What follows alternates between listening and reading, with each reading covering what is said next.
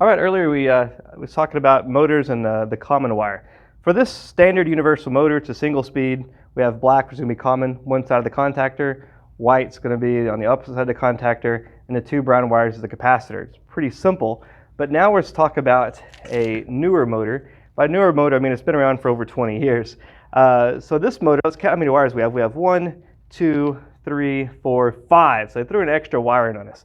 But let's eliminate what we do know. We know that these two brown wires are going to go to our capacitor, and that's demonstrated here in this diagram, to our capacitor. So I got these two brown wires we're going to put over here on our capacitor. One on one side, one on the other side. Nothing else is going to go to this capacitor now it's wired like this. And after I get these wires on, we're going to put this out of the way because we're done with that. Let's look at the wiring schematic. It says white is going to go to our other line. I guess I should have written that over here. So the white wire is going to go to one side of our line. So this is going to go to our contactor. So I want to put this on one side of our contactor, on the run side of that contactor. Now the opposite side, the common side of that contactor, I got two options. We have a red wire and a black wire. I can't use both unless I'm already replacing a two-speed motor. But this motor is designed to replace single-speed motors. So I'm going to use only one. I'm going to use black or I'm going to use red. So the next question is, which one are we going to use? So to think about that, they call this red low speed and black high speed, but it's very misleading because it hasn't anything to do with speeds necessarily. Speed really isn't the speed. It's actually the horsepower of that motor. So if we use the black wire, it's using the full strength of that motor.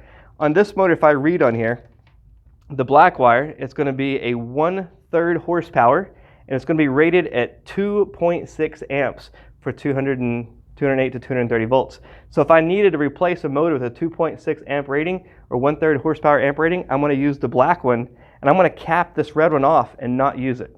So this would be the one I would use. Now I'm still only using those 4 wires. This one's not used. But if I go to another house, and maybe that house needs a 1/6, 1.8 amp motor, and this 1/3 is going to be too powerful for it. So I'm going to take this high horsepower, this black one, considered high speed. I'm going to cap this one off, not use it, and I'm going to use this one on the other side of the contactor. So this would be my low speed, but really it's a lower horsepower 1.8. What it really comes down to, the speed of this motor is a 1075 RPM motor. So on this one it needs high speed. Maybe it had more blades on it. Maybe it has a deeper blade. The manufacturers already determined what amp rating and what horsepower that they need. You just need to match it up as close as possible. Another motor that's designed that only needs a 6 horsepower or 1.8 amps, maybe it has less pitch on the fan blade. Maybe it has fewer blades. Whatever the engineer is designed for, they designed it to be a 1/6. So if I match this motor up for 1/6 and use the correct speed for it, it will still turn at 1075 RPM. So the speeds can be misleading. That really and truly has to do with tap. If I hooked either one of these speeds up on this table, what we call a bench, and I bench tested this motor, both speeds without any load would turn the exact same RPM because it has to do with the number of windings inside of here.